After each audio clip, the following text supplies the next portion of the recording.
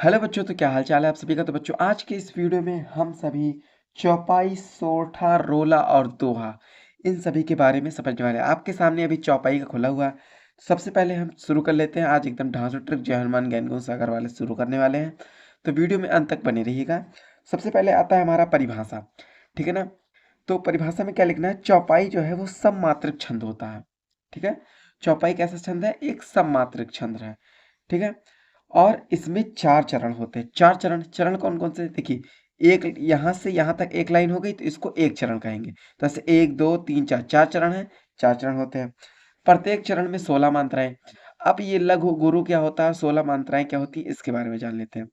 जैसे सबसे पहले तो मैं बता दूँ कि लघु क्या होता है, लघु, ठीक।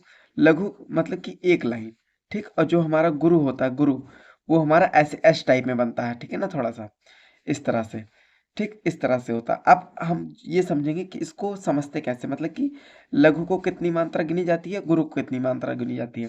जब भी आपको कोई छोटी ई की मात्रा मिले या फिर जहाँ पे कोई भी मात्रा न मिले, वहाँ पर आपको हमेशा लघु लेना है। और जहाँ पर बड़ी ई की मात्रा मिले या बड़ा, मतलब कि बड़ा मात्रा आपको जैसे मिले, तो वहाँ पे आपको गुरु लेना है। जैसे एग्जाम्पल के लिए मैं आपको बताता हूँ। जैसे जय, जा पे कोई मात्रा नहीं तो एक, यहाँ पे हमारा लघु हो जाएगा।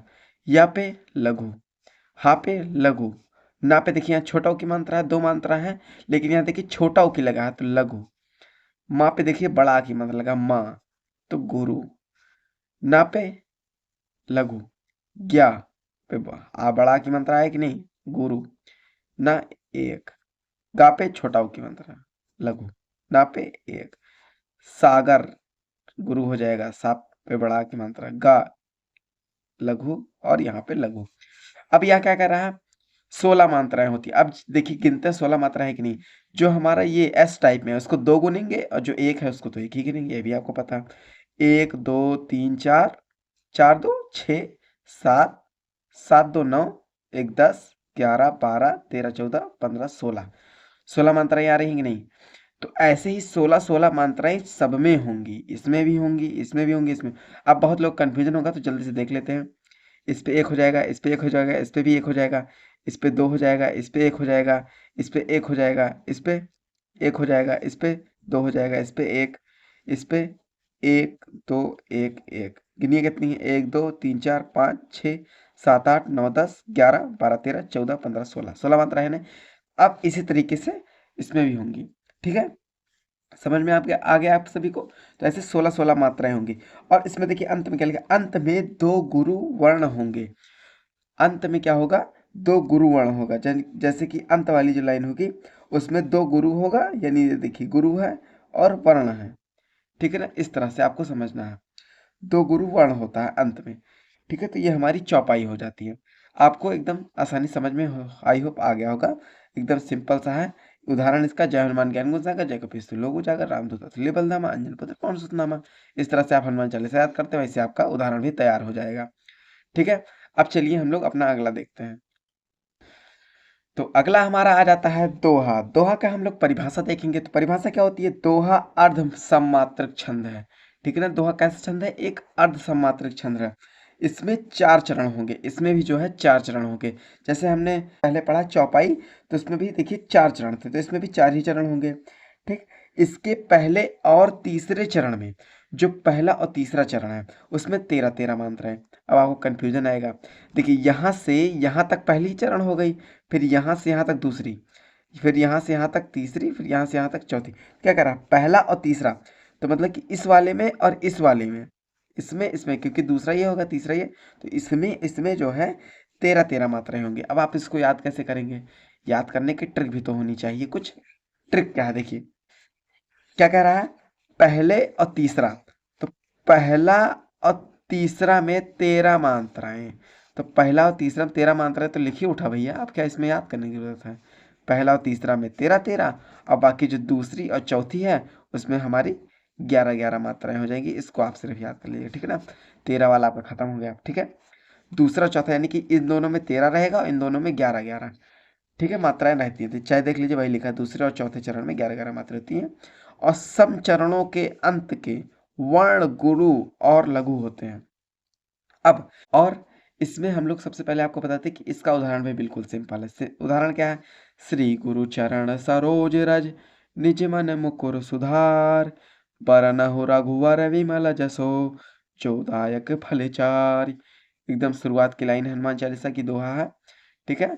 इसको भी आप लोग तैयार कर लीजिएगा। अब अगला देखते हैं। अगला आता है हमारा रोला।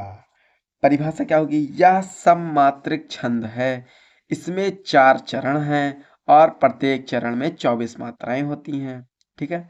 यह सममात्रिक छंद होता है, सिर्फ आपको लाइनें लिखनी है। इसमें 4 चरण होते हैं और प्रत्येक चरण में 24 मात्राएं होती हैं, ठीक है ना। अब इसको कैसे याद करेंगे?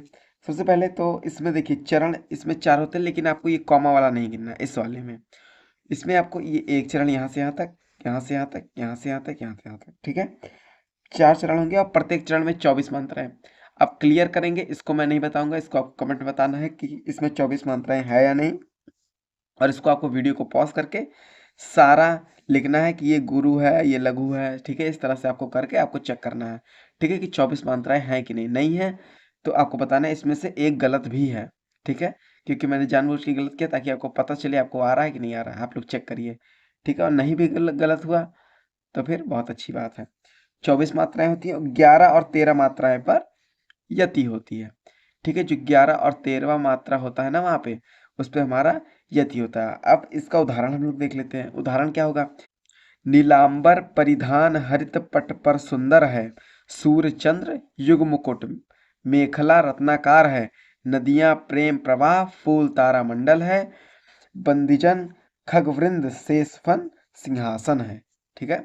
ये हमारा उदाहरण हो गया है। अब हम लोग अगला टॉपिक देखते हैं। तो हमारा अगला टॉपिक आता है सोरठा। परिभाषा है, सोरठा अर्ध सममात्रिक छंद है, इसमें 4 चरण होते हैं। इसके पहले व तीसरे चरण में 11-11 मात्राएं होंगी तथा दूसरे व चौथे चरण में 13-13 मात्राएं होंगी। अब इसको मैं बता दूं ट्रिक कि ये जो है ना, जैसे आपने दोहा को समझा ना, दोहे का पूरा उल्टा लिख के चले आना। जैसे जैसे दोहा लिखा वैसे वैसे उल्टा लिख के चले आना। अब ये नहीं कि उल्टा पीछे से लिखते चले आए। जैसे ये हमारा ये दोहा है ये, तो आप यहाँ से लिखते चले जाइए। अब देखिए उल्टा, मैं आपको कंपैरिजन दिखा दे रहा हूँ। यहाँ पे क्या लिखा? पहले तीसरे चरण में 11-11 तथा दूसरे चौथे में 13-13। और इसमें क्या लिखा था?